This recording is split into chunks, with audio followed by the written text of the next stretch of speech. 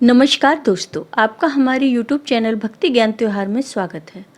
आज मैं आपको भगवान शिव की बहुत ही सुंदर कहानी सुनाने जा रही हूँ, जिसका नाम है वह कौन सी शक्ति है जो मृत्यु को भी हरा देती है। अगर आपको ये कहानी पसंद आई तो कमेंट बॉक्स में ओम नमः शिवाय जरूर लिखिए। साथ ही अगर आप मेरे चैनल पर नए हैं तो मेरे चैनल को सब्सक्राइब कीजिए और बेल आइकॉन पर क्लिक जरूर कीजिए, जिससे हमारे वीडियो के नोटिफिकेशन आपको मिलते रहें। प्राचीन समय की बात है। एक गांव के बाहर भगवान शिव का मंदिर था। उसके सामने ही एक बरगद का विशाल पेड़ था। उस पेड़ पर एक चकवा और चकवी रहते थे। वे दोनों रोजाना भगवान शिव की पूजा पाठ करते थे और उनकी भक्ति में लीन रहते थे।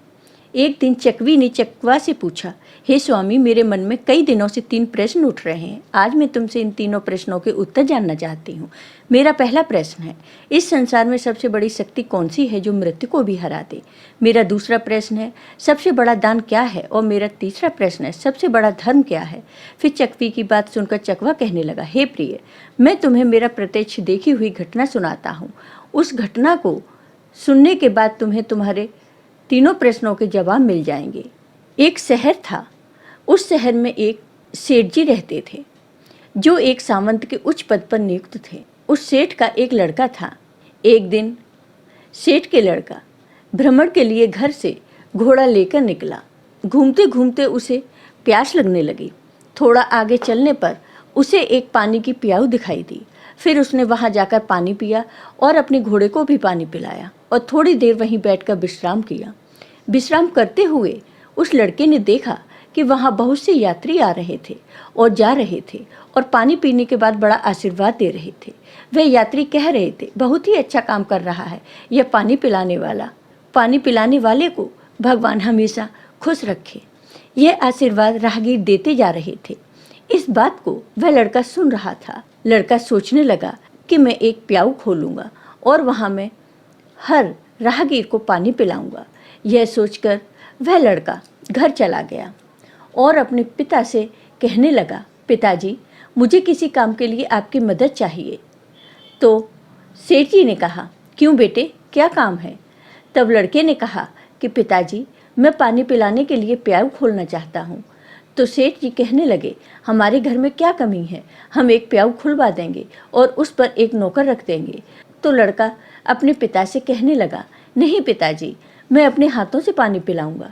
पिता पुत्र की बात मान लेते हैं और लड़के के लिए पानी की प्याऊ की व्यवस्था करवा देते हैं।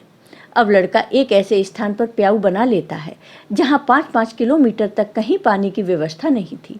वहां उस रास्ते पर जितने भी राहगीर आते, पानी पीकर आगे बढ़ जाते। फिर एक दिन 4 यमदूत एक मनुष्य की आत्मा को लेकर उस लड़के के पड़ोसी गांव से जा रहे थे। फिर यमदूत ने देखा कि प्याऊ बनी हुई है, तो वह चारों अपना भेष बदलकर उस प्याऊ पर पहुंचते हैं। वहां जाकर उन्होंने पानी पिया। पानी पीने के बाद चारों यमदूत उस आत्मा को लेकर चले जाते हैं।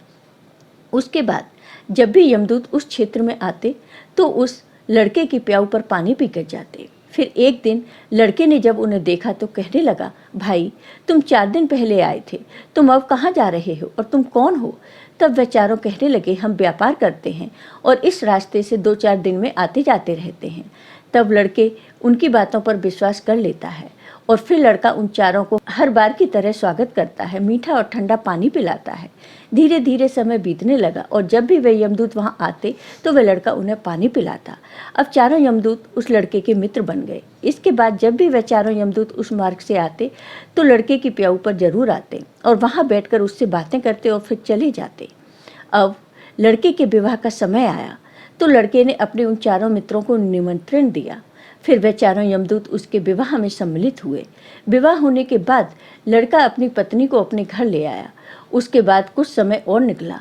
फिर एक दिन यमराज उन यमदूतों से कहते हैं, कल ठीक 12 बजे तुम्हें उस लड़के को लाना है। उस लड़के का नाम बताया। यमराज ने उन यमदूतों को 24 घंटे पहले ही बता दिया था। अब चारों यमदूत सोचने लगे कि वह तो हमारा मित्र है, हम कैसे उसे लाएंगे। फिर वे चारों यमदूत उस लड़के की प्याऊ पर आते हैं जहां लड़का पानी पिला रहा था। वहां जाकर वे चारों यमदूत मनुष्य का रूप धारण करते हैं और लड़के के पास आकर पानी पीते हैं और पानी पीने के बाद चारों रोने लग जाते हैं। तब लड़का उन्हें रोता देखकर उनसे पूछता है, हे मित्र, तुम क्यों रो रहे हो? तुम बताओ, मैं इस क्षेत्र के सेठ का पुत्र हूँ। अगर तुम्हें किसी ने सताया है तो मैं उसे दंडित करूँगा। फिर उनमें से कोई जवाब नहीं देता। चारों एक दूसरे को देखने लगते हैं। उनमें से सबसे छोटा वाला यमदूत सबसे ज़्यादा रो रहा था। लड़का उससे कहता है, मुझे बताओ कि तुम क्यों रो रहे हो? आखिर क्या हुआ है? फिर वह छोटा वाला यमदूत कहता है, मित्र, क्या बताऊं, हम चारों कोई मनुष्य नहीं हैं, हम चारों यमदूत हैं। हम जब भी इस क्षेत्र से किसी आत्मा को लेकर जाते थे तो तुम्हारी प्याऊ पर पानी पीने के लिए आ जाते थे और धीरे धीरे तुमसे हमारी मित्रता हो गई। यह सुनकर लड़का भयभीत हो गया। फिर सबसे छोटा यमदूत कहने लगा, हे मित्र, आज ठीक 12 बजे तुम मृत्यु को प्राप्त हो जाओगे। हमारी मित्रता के मोह के कारण ही हमें रोना आ रहा है। यमराज ने हमें आज्ञा दी है कि मैं सर्प बनकर तुम्हारे सिर पर ढसूंगा और यह जो 3 मेरे बड़े भाई हैं, यह तुम्हारे प्राणों को लेकर चले जाएंगे। फिर लड़का कहने लगा, मित्र, जब मेरी मृत्यु का समय आ ही चुका है तो तुम्हारे रोने से क्या लाभ? इसमें भला तुम कर ही क्या सकते हो? मैं मृत्यु से नहीं डरता, मैं तुम्हारे साथ चलने के लिए तैयार हूँ। फिर छोटा यमदूत कहता है, हे मित्र, सबसे ज़्यादा इश्क तुमसे मैं ही करता हूँ, परंतु क्या करूं, संयोगवश मुझे यह जिम्मेदारी मिली है कि मैं तुम्हें डसूंगा और तुम्हारी मृत्यु मेरे ही हाथों से होगी। तब लड़का कहने लगा, ठीक है मित्र, कोई बात नहीं, जो यहाँ आया है उसे एक ना एक दिन तो जाना ही पड़ेगा, मृत्यु को कोई नहीं टाल सकता। फिर वह छोटा यमदूत कहता है, देखो भाई, ठीक 12 बजे से 10 मिनट पहले हम चारों यमदूत तुम्हारे घर की सीढ़ियों पर बैठ जाएंगे और 10 मिनट बाद तुम्हें ले जाएंगे। इतना कहकर वे चारों यमदूत अदृश्य हो गए और अब वह लड़का फिर थोड़ा सा घबराया और अपने घर को चल दिया। उसने रात को वह बात अपनी पत्नी को नहीं बताई और इंतजार करने लगा कि कब 12 बजेंगे, और जब 12 बजने का समय नज़दीक आया तो वह छोटा वाला यमदूत सर्प का रूप धारण कर लेता है और सीढ़ियों पर बैठ जाता है। इधर वह लड़का मन में विचार कर रहा था, मैं थोड़ी देर में मरने वाला हूँ और मेरी नई नवेली पत्नी है, तो क्यों ना थोड़ी देर में अपनी पत्नी से बातें कर लेता हूँ। और यह सोचकर वह ऊपर के कमरे में जाने लगता है। अब उसे ऊपर जाने के लिए सीढ़ियों से होकर जाना था जिन पर वह सर्प बैठा हुआ था। जब लड़के ने सर्प को बैठे हुए देखा तो लड़का उसे पहचान गया और उससे कहने लगा, हे मित्र, तुम मुझे डस लो, मैं कहीं नहीं जा रहा हूँ। तभी सर्प कहता है, मित्र, मैं तुम्हें जरूर ढसूंगा, पर जब 12 बजने में 10 मिनट शेष रहेंगे तभी मैं ढसूंगा। जब सर्प और वह लड़का आपस में बातें कर रहे थे तो उसकी पत्नी उन्हें देख रही थी और उनकी बातें सुन रही थी। लड़के की पत्नी एक पतिव्रता स्त्री थी। उसका पति व्रत धर्म उजागर हो गया और वह ईश्वर से प्रार्थना करने लगी, हे प्रभु, मेरे विवाह को अभी 10 दिन का समय भी नहीं हुआ है और यह क्या घटित होने वाला है। उसने 36 प्रकार के व्यंजन भोजन में बनाए और उसी शहर में एक बहुत ही गरीब व्यक्ति रहता था और उस गरीब के एक लड़की थी जो 9 महीने की गर्भवती विधवा थी। वह अपने गरीब पिता के घर में रहती थी क्योंकि उसके ससुराल में उसके पति के मरने के बाद उसका कोई सहारा नहीं था। और जिस दिन उस लड़के को वह सर्प डसने वाला था उसी दिन उस लड़की के एक नवजात शिशु पैदा हुआ और वह लड़की जिसके प्रसव हुआ था उसे बहुत जोर से भूख लगने लगी। तो वह लड़की अपने माता पिता से कहने लगी, मुझे बहुत तेज भूख लग रही है, मुझे कुछ खाने को दीजिए। तो पिता कहने लगा, बेटी, मेरे पास खाने के लिए कुछ नहीं है, मैं तुम्हें भला क्या दे सकता हूँ। ऐसे में वह लड़की बोली, यदि तुम मुझे खाने को नहीं दोगे तो यह जो बच्चा मेरे गर्भ से पैदा हुआ है मैं इसे ही खा जाऊंगी। प्रसूति के समय की भूख बहुत तेज होती है। जब उस गरीब व्यक्ति ने यह बात लड़की के मुंह से सुनी कि मैं इस बच्चे को खा जाऊंगी तो वह पिता कहने लगा, बेटी, तुम रुको, मैं जाता हूँ, अगर कोई कुछ दे देगा तो मैं खाने के लिए अवश्य लेकर आऊँगा। उस लड़की का पिता भिक्षा मांगते हुए चला जा रहा था। जो कोई उसे देखता तो वही दरवाज़ा बंद कर लेता था।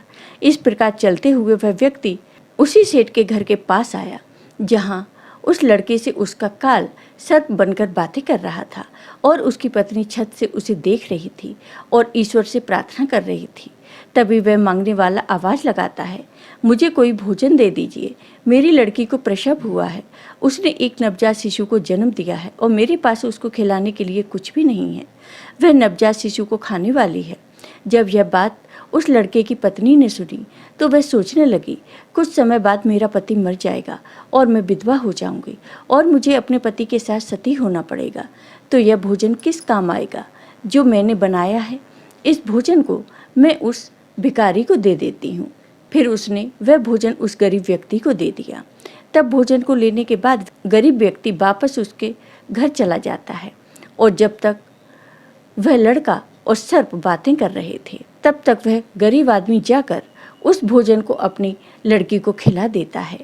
व्यंजनों को जब उस लड़की ने जी भर के खा लिया तो वह पूछने लगी, पिताजी आज इतना अच्छा भोजन किसने दिया।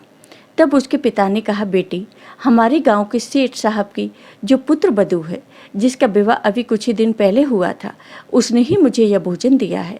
तो वह लड़की कहने लगी, हे भगवान उसका सुहाग अमर रहे। उस लड़की ने आत्मा से आशीष दिया कि उस औरत का सुहाग अमर रहे। फिर भगवान विष्णु का सिंहासन हिल गया तो उन्होंने नारद मुनि को बुलाया और कहा, मृत्यु लोक में देखकर आओ, मेरे किसी भक्त पर बहुत बड़ा संकट है जिस कारण मेरा सिंहासन हिल रहा है। तब नारद मुनि भगवान विष्णु की आज्ञा के अनुसार देखते हैं कि भगवान का सिंहासन क्यों हिल रहा है। तो वे देखकर बताते हैं कि एक बिल्कुल भूखी आत्मा जिसने कुछ समय पहले एक नवजात शिशु को जन्म दिया था, वह भूख से व्याकुल थी।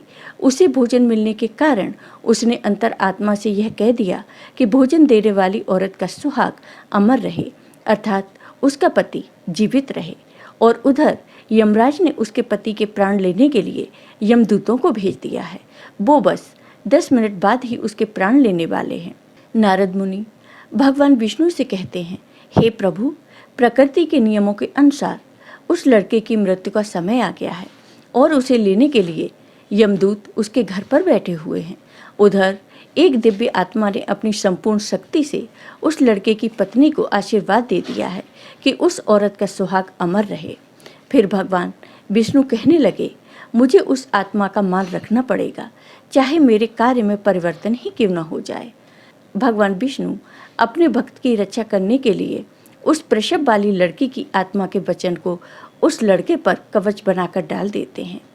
तब तक घड़ी में 12 बजने में 10 मिनट बाकी थे। तब वह लड़का उस यमदूत से कहने लगा, हे मित्र अब मुझे डस लो और मैं तुम्हारे साथ चलने के लिए तैयार हूँ।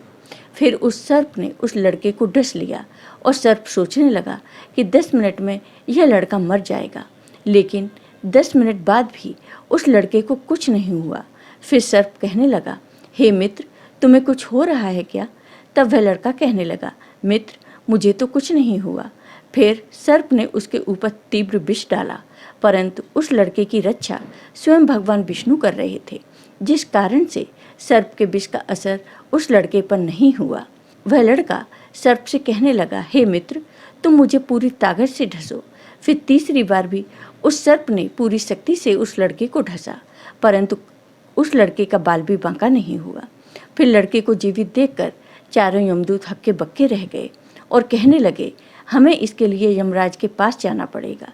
फिर वे चारों यमराज के पास जा पहुँचे और यमराज से कहने लगे, हे यमराज हमने बहुत प्रयास किया परंतु उस लड़के पर जहर का कोई असर नहीं हुआ। फिर यमराज ने अपनी दिव्य दृष्टि से देखा, उस लड़के के शरीर से 3 जगह से रक्त बह रहा है, लेकिन लड़के को कुछ नहीं हुआ। तभी यमराज भगवान विष्णु के पास पहुंच जाते हैं और कहते हैं, हे प्रभु मैं अपने पद से इस्तीफा देना चाहता हूं। भगवान विष्णु कहने लगे, क्यों क्या हुआ। तब यमराज कहने लगे, प्रभु प्रकृति के नियम में परिवर्तन हो गया। जिस व्यक्ति की मृत्यु का समय आया था वह व्यक्ति 3 बार प्रहार करने से भी नहीं मर रहा, इसका क्या कारण है। तब भगवान विष्णु समझाते हैं, हे यमराज यह आत्मा की शक्ति है। फिर यमराज कहते हैं, प्रभु यह आत्मा की शक्ति क्या होती है। तब भगवान विष्णु कहते हैं, यदि कोई व्यक्ति अपनी अंतरात्मा से किसी दूसरे व्यक्ति को आशीर्वाद या श्राप देता है तो उसको झूठा करने की शक्ति मेरे अंदर भी नहीं है, चाहे फिर मुझे उसके लिए प्रकृति के नियमों में ही परिवर्तन क्यों न करना पड़े। फिर भगवान विष्णु कहते हैं, हे यमराज जरा ध्यान से देखिए, एक ऐसी गरीब औरत जिसका पति उसे 2 महीने पहले ही छोड़कर मर गया हो, जो अपने पिता के पास रह रही हो और पिता के पास भी खाने को कुछ नहीं मिले, और जिसने कुछ समय पहले ही एक शिशु को जन्म दिया था, उसे भोजन नहीं मिल रहा था, उसकी आत्मा भोजन के लिए तड़प रही थी। वह अपने नवजात बच्चे को खाने को तैयार थी और उसको भोजन उपलब्ध कराया उस लड़के की पत्नी ने।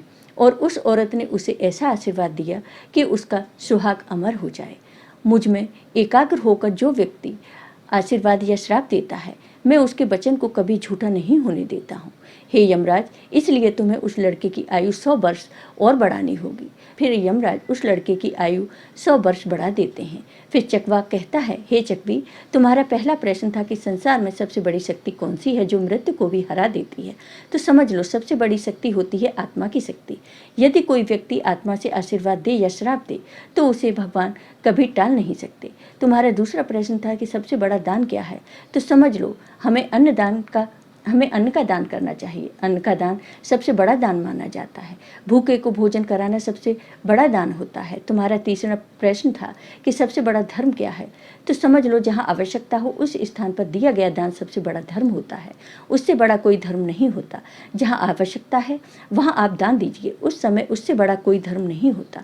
जहाँ पर आवश्यकता नहीं है उस समय आप दान कर रहे हो तो वह दान बड़ा नहीं होगा और फलीभूत भी नहीं होगा, और बिना आवश्यकता के आपका हजारों रुपयों का दान भी बेकार चला जाएगा। जय हो भगवान विष्णु की। आपको ये वीडियो पसंद आया हो तो कमेंट बॉक्स में कमेंट करके ज़रूर बताइए। साथ ही मेरे वीडियो को ज़्यादा से ज़्यादा शेयर करिए। धन्यवाद दोस्तों।